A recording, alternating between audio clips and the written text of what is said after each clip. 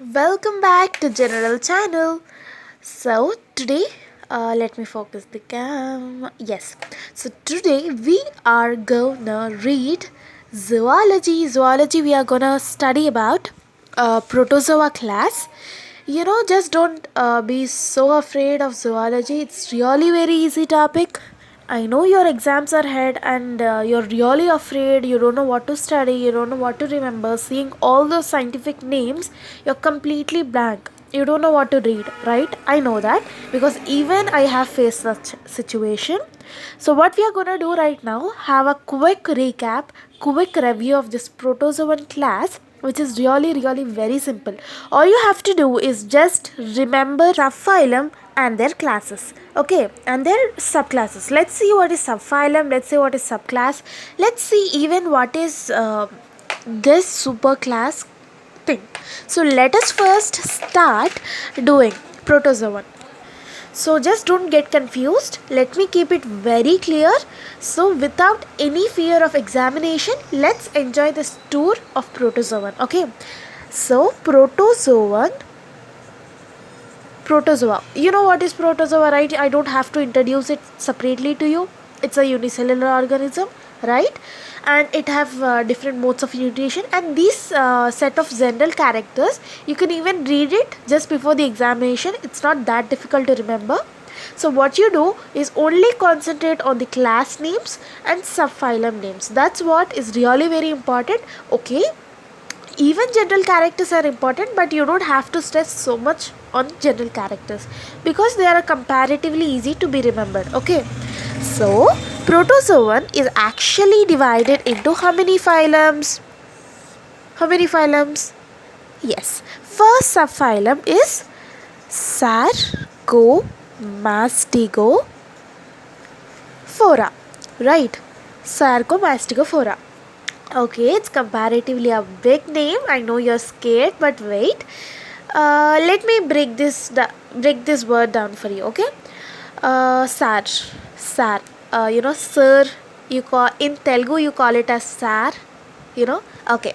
Comma, coma, right? Mastigo, fora. So you just break down this huge word into small pieces where it's really very easy for you to remember. Okay, so this is one of the subphylum which fall under protozoa. Okay, next we have Opalinata. Okay, Opalinata. Pronunciation is Opalinata, and this is the correct one. Okay, Opalinata. So third one. What is the third phylum? Third subphylum. Third subphylum. So sorry guys, I have made a mistake. First is Sarcomastigophora and second phylum what is there is Sporozoa. Okay, Opalinata is something which falls under Sarcomastigophora. It's not a different subphylum. Okay, there's a mistake which I said you and it is corrected right now. So second subphylum which is there, it is Sporozoa. Okay, in previous what do we call previous papers you got this particular thing, define the class Sporozoa. Okay, so this is comparatively more important than this. Okay, so third one, there are four. Okay, third one is Cnidospora, and fourth one is Celiospora. Celiospora, it's self-explanatory, right? Celia, the one which have cilia, is called Celiospora. Okay. So Sarcomastigophora is actually divided into further subclasses. Okay. Okay, you have Sarcomastigophora as particular general characters like its nutrition may be holophytic, saprophytic, or holozoic, and it is covered with pellicle. Pellicle is a outer covering which is present in Sarcomastigophora. Flagenta may be present or pseudopodia may be present, or both together may also be present in case of Sarcomastigophora. Let's see the further divisions. Sarcomastigophora is further divided into Mastigophora, Opalinata, and Sarcodina. Okay. And from here things become really very simple. So it's really very simple. The further Masticophora is divided into Zoomasticophora and Phycomasticophora. And you know, right, zoo is for animals, Phyco is for plants, and you don't have to study much about this because you already know what is zoo and phy, right? Zoomasticophora is for animals, chromatophores are absent, and there are holozoic in nutrition. Phycomasticophora is something which is autotrophic, holophytic, and chromophytes are present for the purpose of photosynthesis. They can actually make their own food, right? You know, right, plants, so you don't have to stress much about it. Okay, so pellicle is present, and you just have to write about the general characters of Masticophora, Opilionata, and Sarcodina. So Masticophora, coming to Masticophora, it's actually here pellicle is present, here pellicle is absent, here pellicle is present again. And here in the class of Masticophora, phylum of Masticophora, spores are absent. Coming to Sporozoa, spores are present. Okay, spores are present.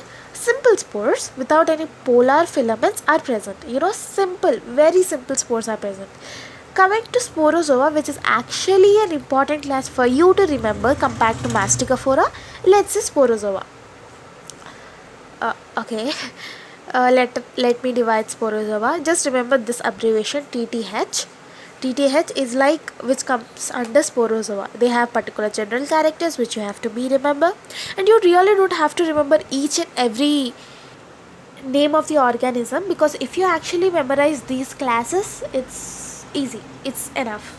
Okay, so let me quickly cover even Opilionata and Sarcodina also. Opilionata is like primarily, you know, when they actually discovered Opilionata, they thought they were ciliates. Why? Because cilias are present on the surface of Opilionata. Okay, but after further studies, scientists have concluded, no, Opilionata is not like ciliata. It comes under flagellates. Okay, Opilionata comes under flagellates, although it has ciliates on the surface of its body. Okay, and cilium like organelles are present, and cytosome is absent. More than one nucleus of the same time is present on the body. You know, there are many nucleus on Opilionata surface, but of one type, of single type nucleus is present. Okay, and coming to Sarcodina are parasites. Okay, they are few are free living, few are parasite, few have pseudopodia as locomotory organs, few has flagellates as locomotory organs, pellicle is absent. Okay, and few even have calcium carbonate on the surface. You know, Sarcodina is like it has this, also this, it is this and also this. You know, it's not stable, it's not particular thing is not present in that. It's flagellates and even pseudopodia, it's free living and parasite. You know, it's like acting. So coming to, I'm just telling this so that you can easily remember, because even I faced many problems to not memorize this such hard things, you know, which are really very important from examination point of view. So I'm telling only this so that you can actually remember these things in a fun way, in a nice, entertaining way. Okay, so Sarcodina is further classified into three subclasses: Rhizopoda, Pyroplasma, and Actinopoda. Actinopoda is like actinopoda, acting. Okay, so it's not a particular thing, it's not on particular thing, it's even free living, it's even parasite, it's even pseudopodia, it has pseudopodia and flagellates. You know, not a particular thing. So you can actually remember in this way that it is acting as the both groups. So it has the subclass called Actinopoda. Yes. So this is further divided into Rhizopoda. Rhizopoda, in this particular class you will be studying Elphidium. You have the type study of Elphidium, its structure, its reproduction, its function, its habitat and everything. I will be covering that in next video, and if you want any type of questions or anything, I'll be answering. Just you're completely free to comment in the section below. I just love to read your comments and everything, and please do subscribe also. Okay, I'll continue. Pyroplasmia and Actinopoda, and you will be have to read the general character of it. You know, just read, just understand, and that's it. and maybe I'm lacking time here. I'm running out of time. So meet you in next video. It's already 10 minutes. I don't want you to stress like, oh my god, should I watch 10 minutes video right now? So don't want.